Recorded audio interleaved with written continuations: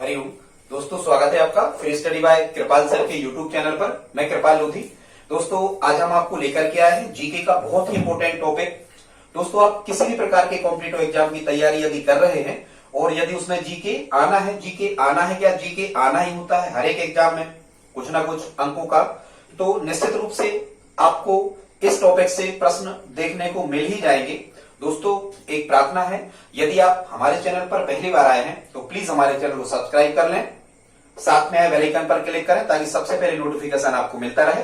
दोस्तों, please video को like करें, प्लीज वीडियो को सब्सक्राइब करें। तो दोस्तों, यदि आपने सब्सक्राइब कर लिया है तो धन्यवाद, नहीं भी किया है तब भी धन्यवाद। तो बगैर देर किए हुए आइए प्रारंभ करते हैं आज का टॉपिक।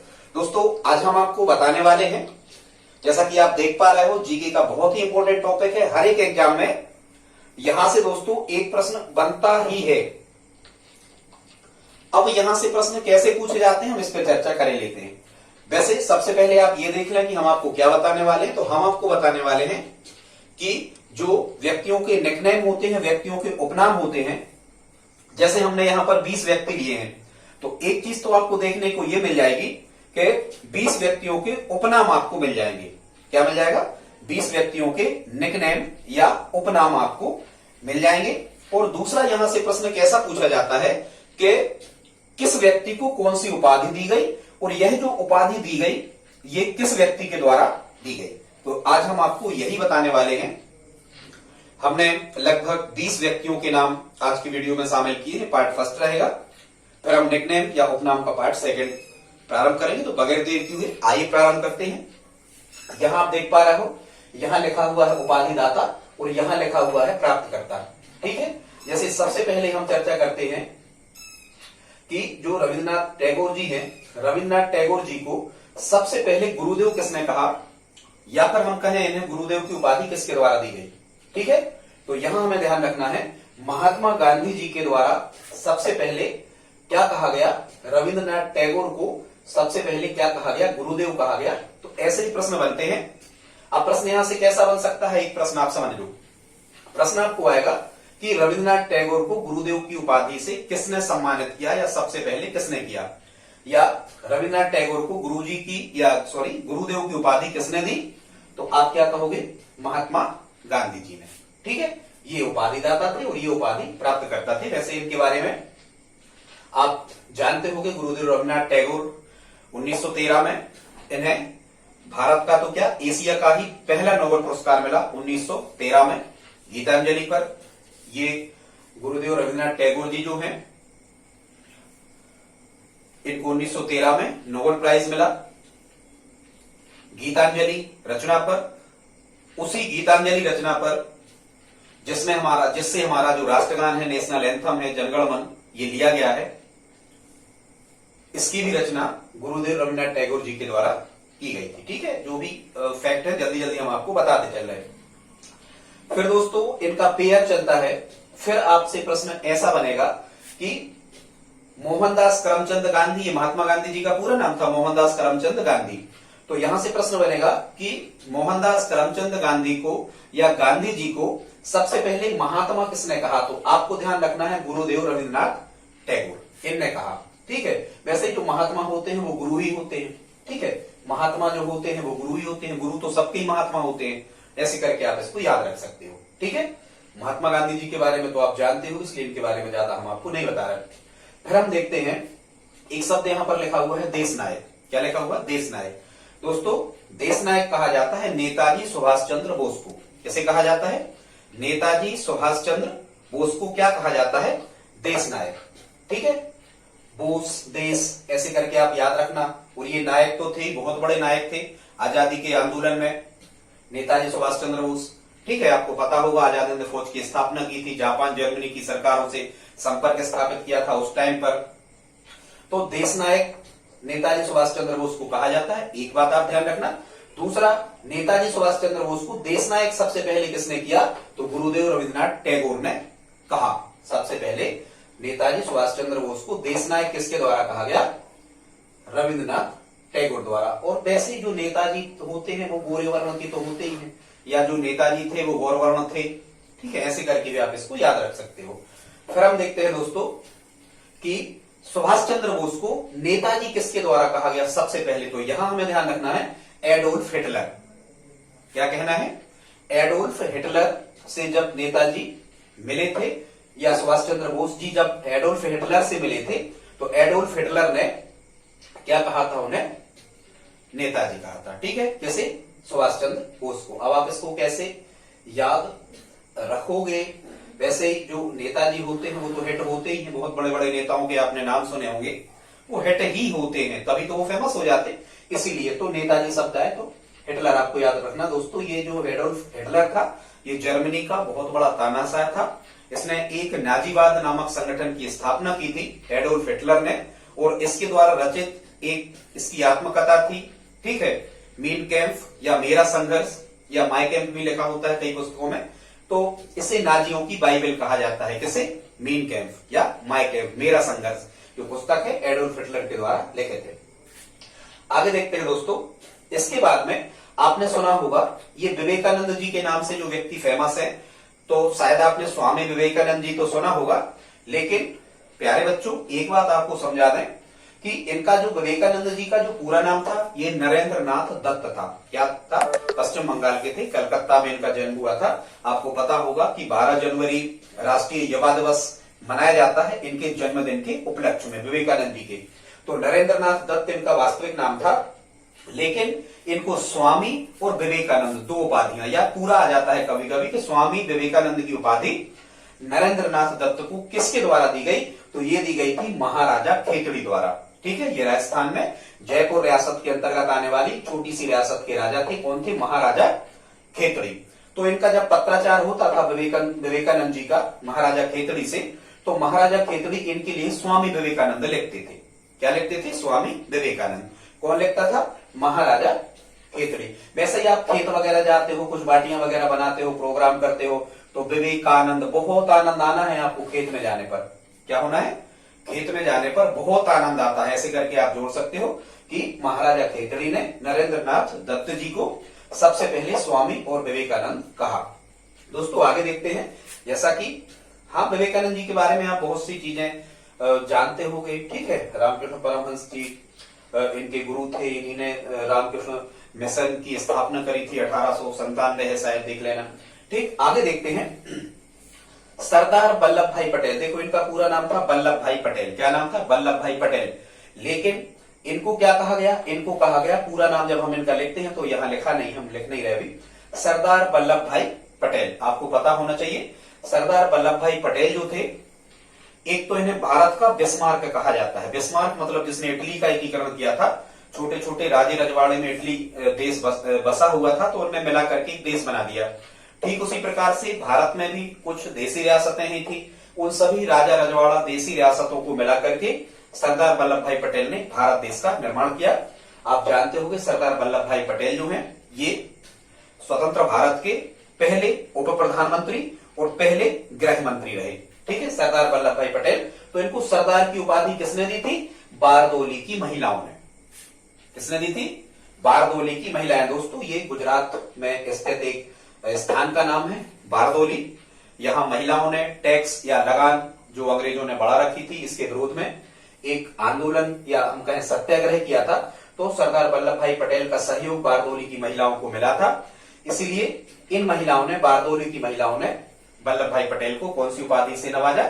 सरदार वल्लभ भाई पटेल। ठीक है, और ये जो आंदोलन हुआ होगा लगभग ये 1928 के लगभग बारदोली आंदोलन।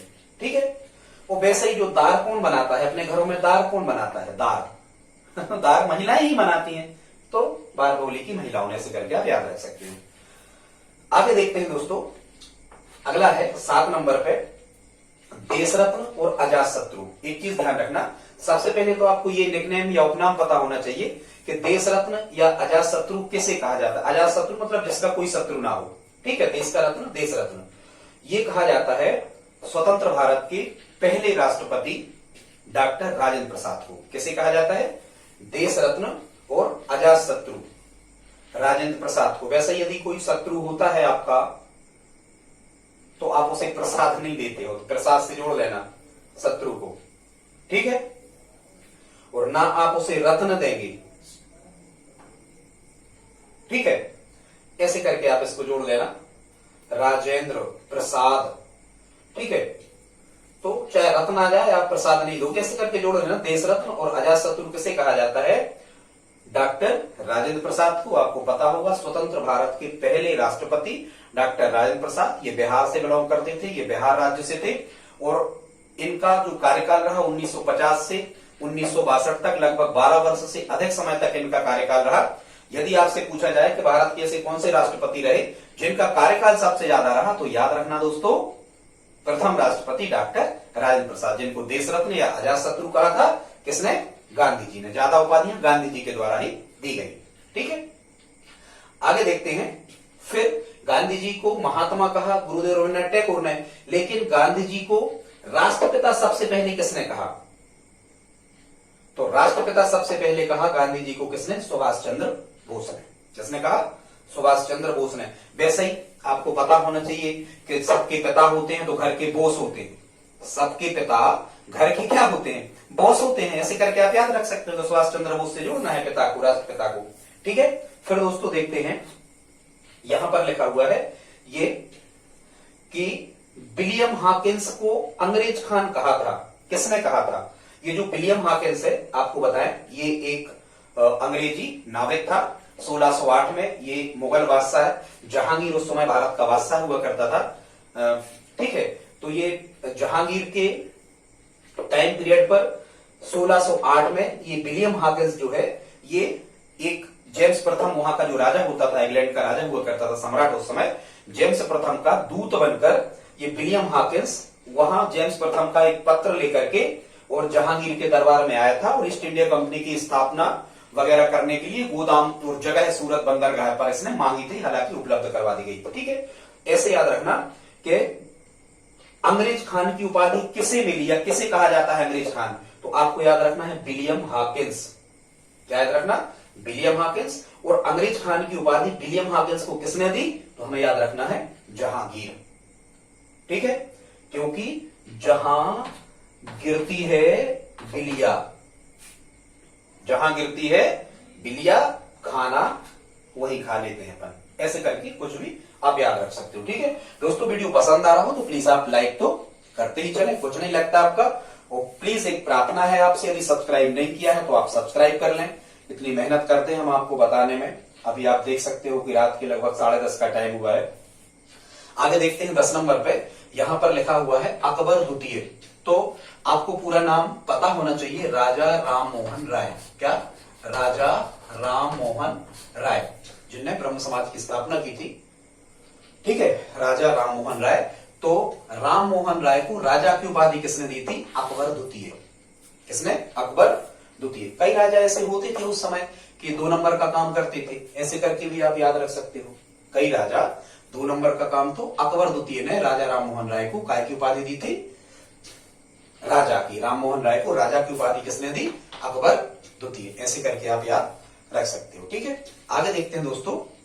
फिर यहां लिखा हुआ है कायदे आजम। अब आपको पता होना चाहिए, कायदे आजम कहा जाता है मोहम्मद अली जिन्ना को। किसे कहा जाता है? मोहम्मद अली जिन्ना। जैसे पाकिस्तान का राष्ट्रपिता भी कहा जाता है मोहम्मद अली जिन्ना को।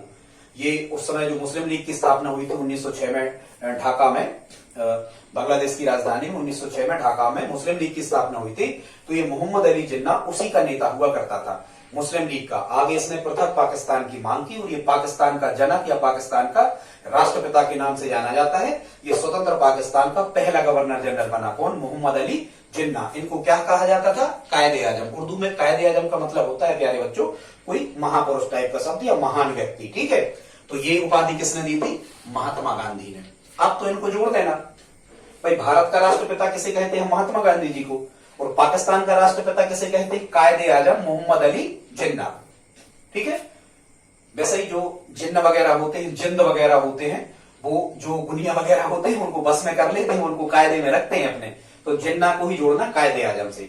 शहीद आजम एक अलग बात है, इनके बारे में हम आपको भगत सिंह जी के बारे में बाद में कभी बताएंगे। ठीक है, आगे देखते हैं। अब ये देखो, कुछ गांधी जी को स्पेशली यहां से आप देख सकते हो, विंस्टन चर्चिल से लेकर के और यहां तक आप देखो, गांधी जी को किसने क्या कहा। तो स्पेशली यहां से प्रश्न बनते ही है, गांधी जी से ही सबसे ज्यादा इस टॉपिक से प्रश्न आते हैं। तो सबसे पहले तो अर्धनग्न फकीर किसने कहा गांधी जी को। तो प्यारे बच्चों, अर्धनग्न फकीर की उपाधि दी, हालांकि इसे हम उपाधि नहीं कह सकते, ये तो आलोचना ही थी।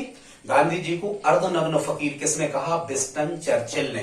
किसने कहा, विंस्टन चर्चिल ने। अब आपको पता होना चाहिए, जो विंस्टन चर्चिल ने 2 बार ये इंग्लैंड के प्रधानमंत्री बने, ठीक है, 2 बार इंग्लैंड के क्या बने, प्रधानमंत्री बने, बहुत बड़े नेता थे। इनने गांधी जी को क्या कहा है, अर्धनग्न फकीर, विंस्टन चर्चिल ने। अब आप इसको एक चीज याद रखना, क्या याद रख सकते हो, यहां लिखा है फकीर और यहां लिखा है चर्च, तो दोनों ही धर्म से संबंधित बातें हैं। ये इस्लाम धर्म से संबंधित है और ये चर्च ईसाई धर्म से संबंधित है। तो ऐसे करके आप इसको याद रख सकते हो। आगे देखते हैं, सबसे पहले बापू किसने कहा, महात्मा गांधी को सबसे पहले बापू कहा दोस्तों जवाहरलाल नेहरू जी ने। क्या कहा, महात्मा गांधी को सबसे पहले बापू किसने कहा, जवाहरलाल नेहरू। अब देखो, जब आप यहां जवाहरलाल नेहरू लिखोगे तो अपने आप यहां लिखोगे लाल, क्या लिखोगे, लाल, और लाल का हर लाल का एक बापू होता है। बापू मतलब बाप, ऐसे करके भी हम याद रख सकते हैं। हर लाल का क्या होता है, बाप होता है, बाप का हर एक लाल होता है, ऐसे।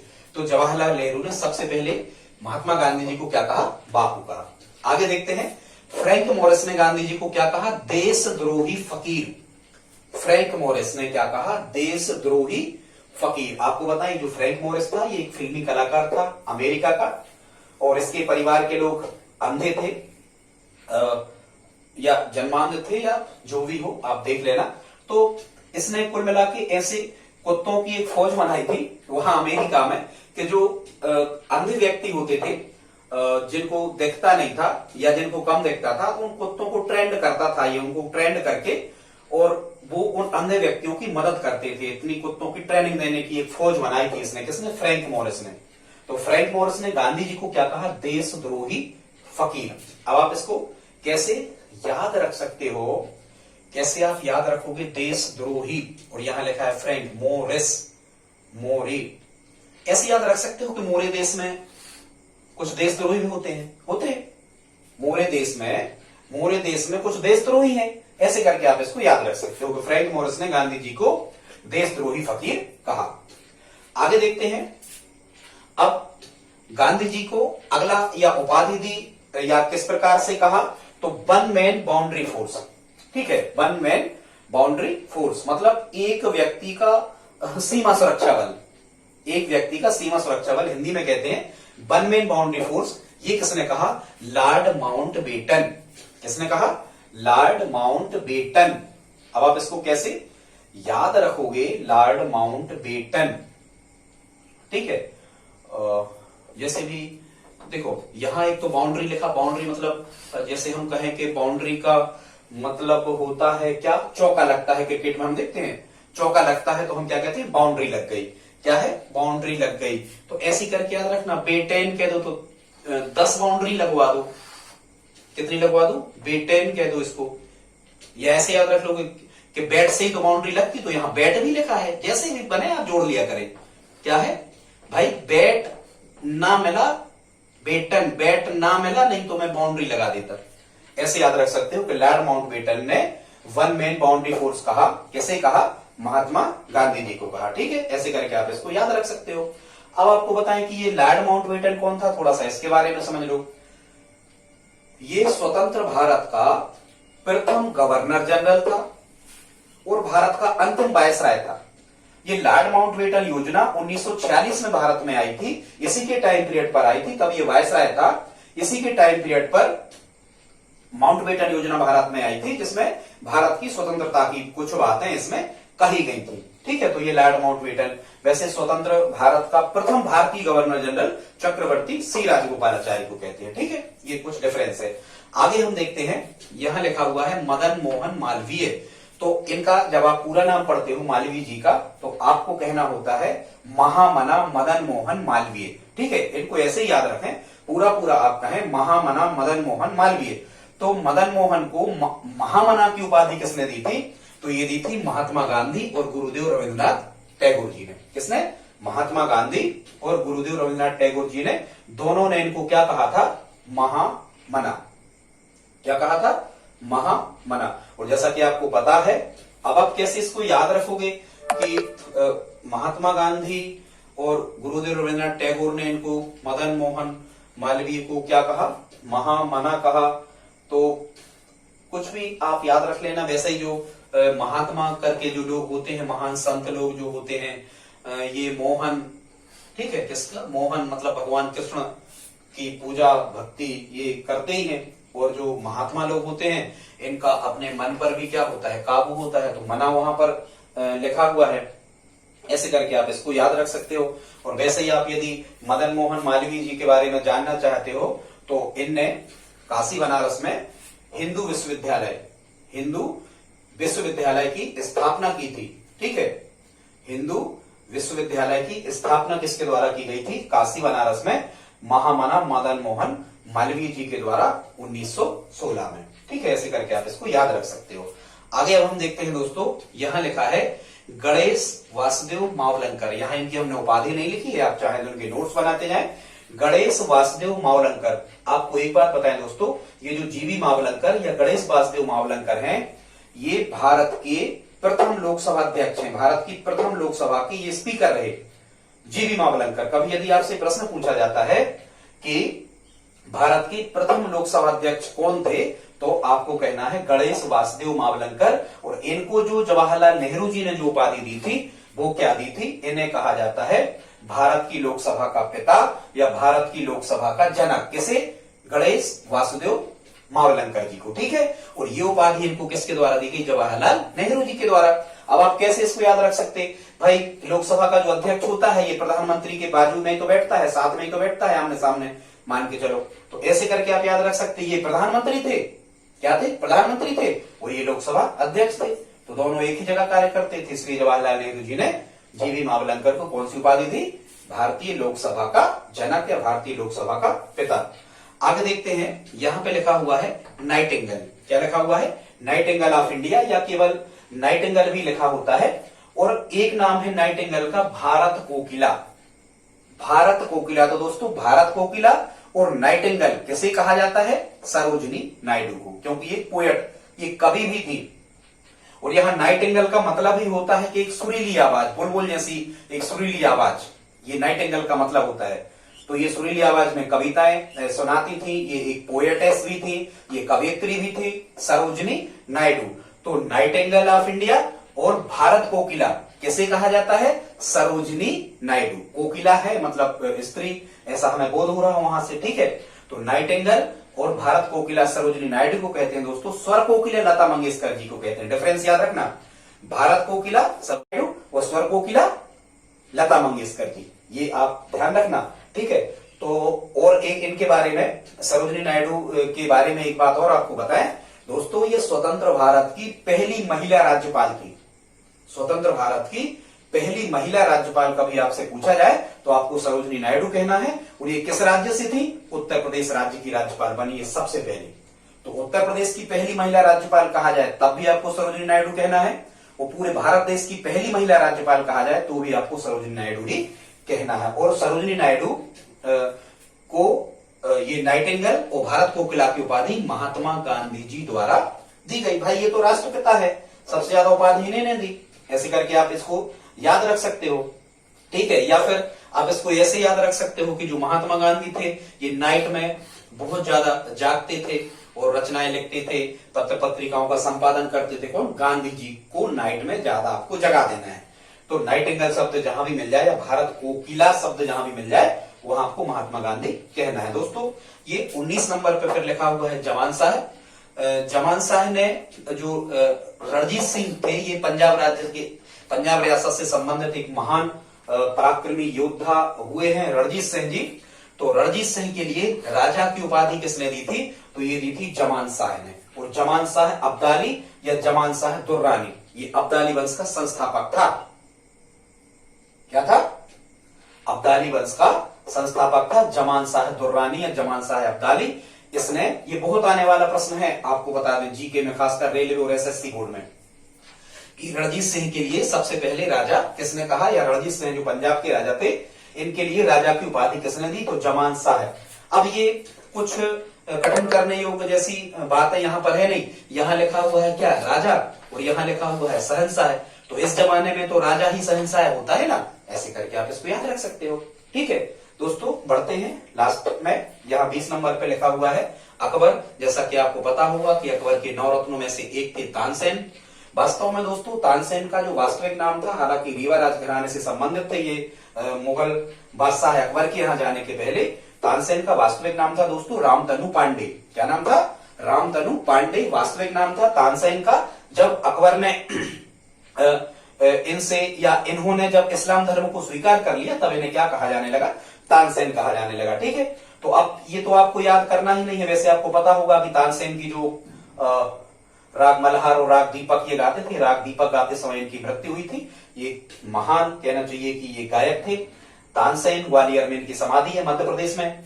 ठीक है, तो अब चूंकि तानसेन अकबर के 9 रत्नों में से एक थे, ये मुगल बादशाह था अकबर, तो तानसेन की उपाधि रामतनु पांडे को किसने दी होगी, अकबर ने ही दी होगी।